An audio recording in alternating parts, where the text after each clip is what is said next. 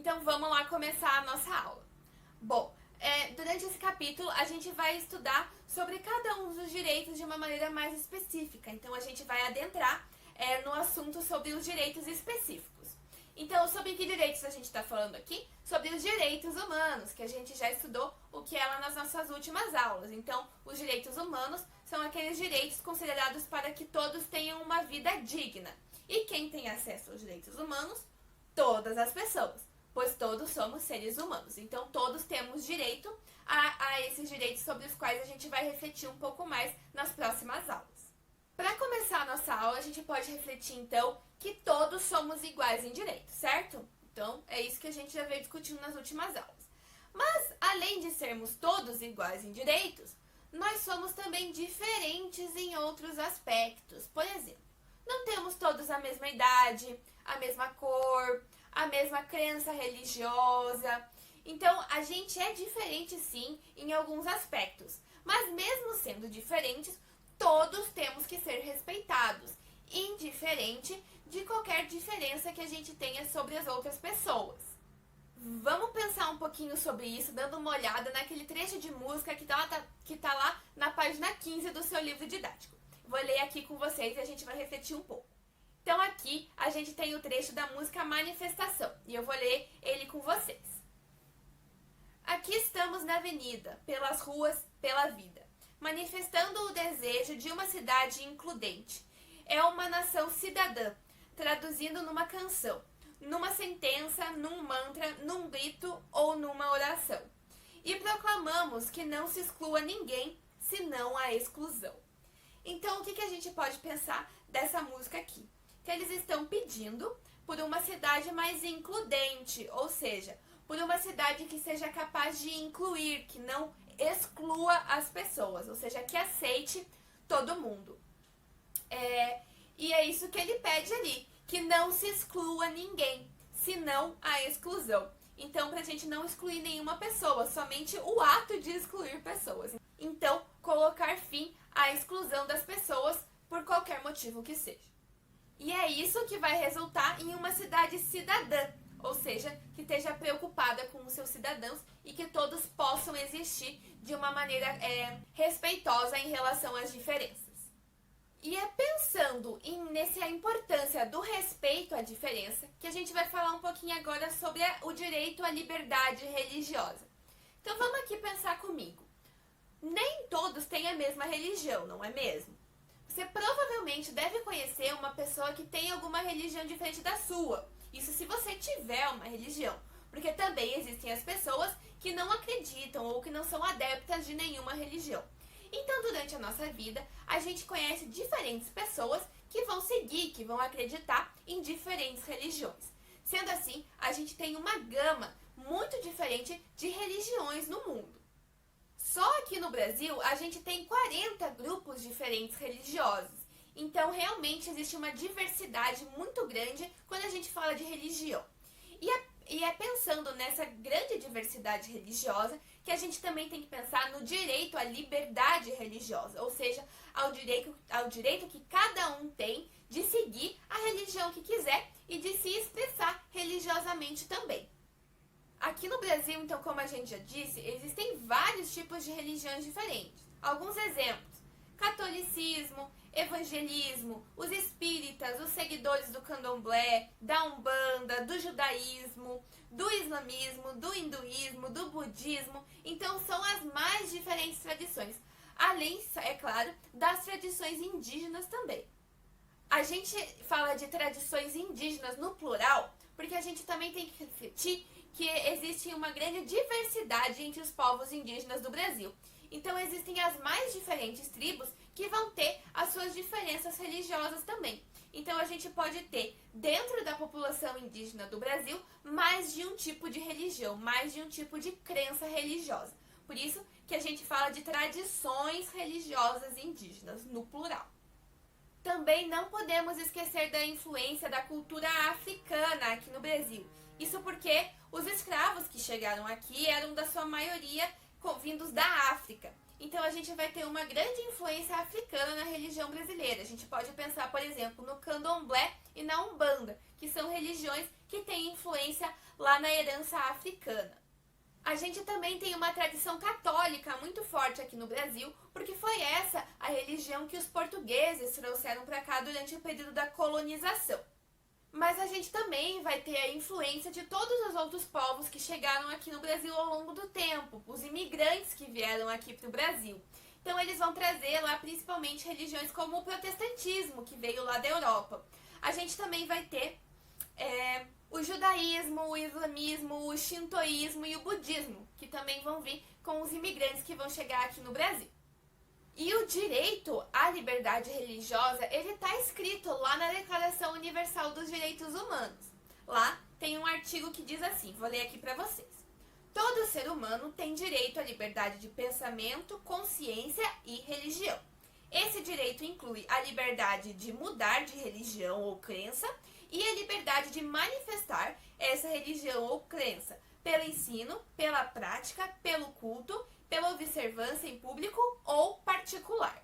Então, todos temos a liberdade de escolher que religião que a gente quer seguir, de mudar de religião se a gente quiser e também de se expressar, de falar sobre a nossa religião. E é com base nisso que está escrito lá na Declaração Universal dos Direitos Humanos que a gente tem e também escrito na Constituição sobre essa liberdade religiosa. Além disso, é muito importante a gente ter em mente que o Brasil é um estado laico, é um país laico. Quando a gente fala de um estado laico, a gente fala de um estado que não tem uma religião oficial. Ou seja, não existe uma religião oficial brasileira. O Brasil não tem uma religião oficial. Todo cidadão tem o direito de escolher seguir a religião que quiser, sem ser excluído da vida em sociedade. Também é muito importante a gente pensar, gente, que estado laico não é a mesma coisa que um estado ateu. Ateu é não acreditar em nenhuma religião. O estado laico, ele protege e respeita todas as religiões, sem apoiar nenhuma e também sem impedir a prática de alguma religião. Então, ele não tem uma religião oficial, ele abraça todas essas religiões e defende o nosso direito de escolher que religião que a gente vai querer seguir. Então, como a gente já tinha abordado lá na nossa última aula, esses direitos que a gente está falando são considerados direitos humanos, ou seja, os direitos que toda pessoa tem de ter uma vida digna. Além desses direitos estarem lá na Declaração Universal dos Direitos Humanos, eles também estão na nossa Constituição. Então, lá na nossa Constituição, a gente tem todos esses direitos previstos por lei. Além da Constituição, a gente também tem vários estatutos, que são vários documentos que compilam diferentes normas e que têm, sim, um poder de lei. Então, a gente vai ter, por exemplo, o Estatuto da Pessoa com Deficiência, o Estatuto do Idoso, o Estatuto da Criança e do Adolescente. Então, vários diferentes documentos que vão colocar junto várias normas diferentes referentes a esses diferentes grupos. Então, vamos parar e pensar um pouquinho sobre esses diferentes exemplos dos estatutos que eu falei para vocês. Eu falei do Estatuto da Criança e do Adolescente e do Estatuto do Idoso. Então, refletindo um pouco mais sobre isso, a gente chega à conclusão que, indiferente da idade da pessoa, ela também tem os seus direitos garantidos por lei. Então, assim como uma criança tem os seus direitos garantidos, um idoso também tem. E é sobre isso que a gente vai falar um pouquinho agora, sobre o direito dos idosos. O envelhecimento, ele é uma parte natural da vida. Então, todos vamos chegar um dia a essa idade. Todos um dia seremos idosos. Mas a gente também tem que ter em mente que, com a chegada de uma idade mais avançada, algumas dificuldades físicas vão sendo adquiridas. Então, é por isso que a gente tem que ter um cuidado especial com essa parcela da população.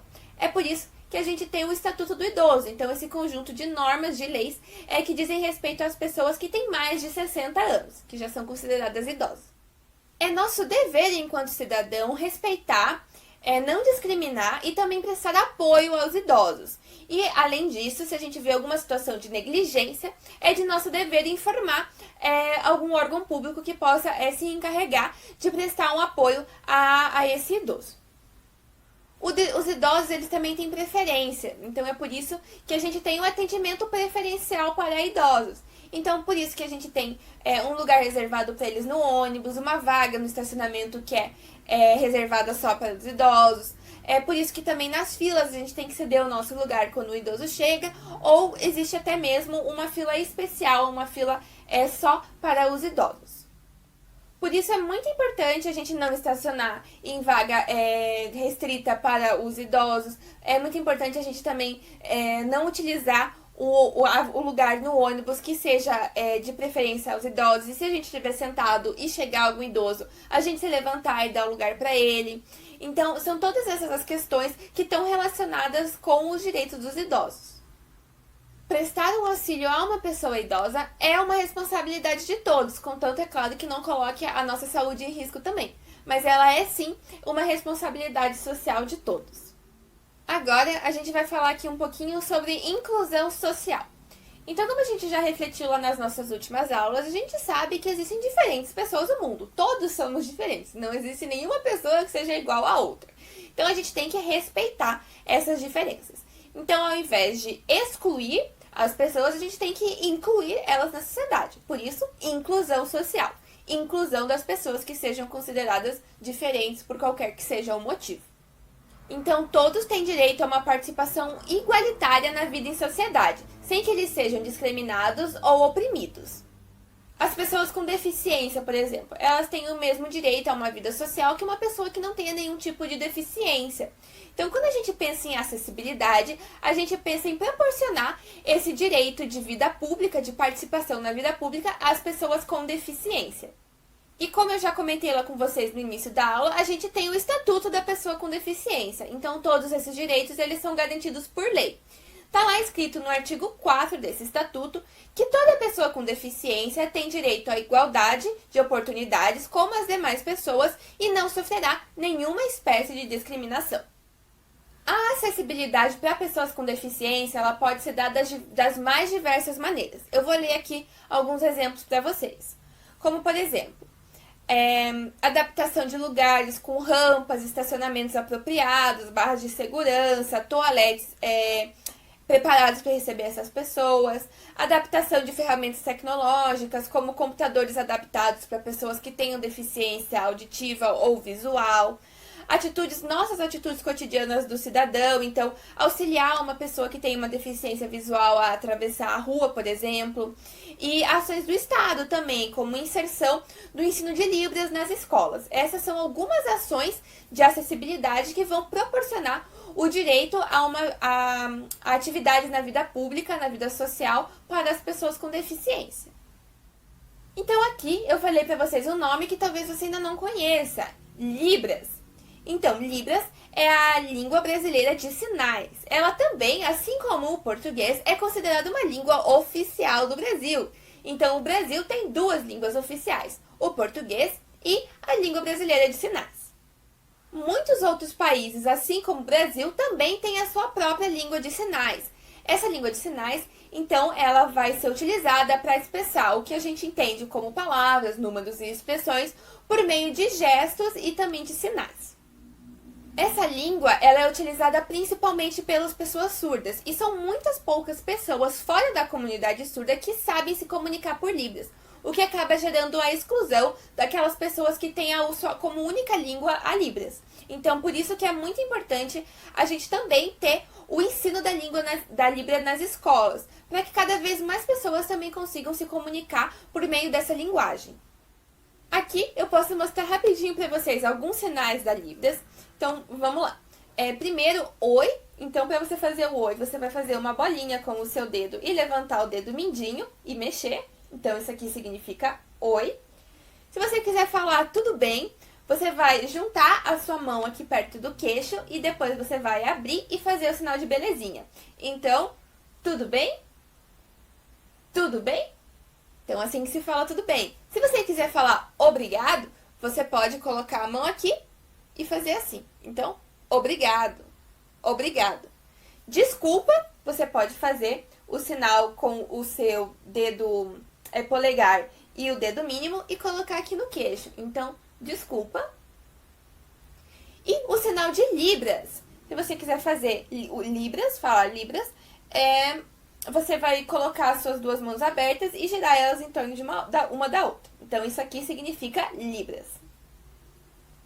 Então, esses são alguns poucos sinais aí para vocês terem uma ideia bem pequenininha. Mas também é muito importante a gente procurar se informar para que a gente conseguir se comunicar com com uma pessoa que só consiga se comunicar por meio de Libras.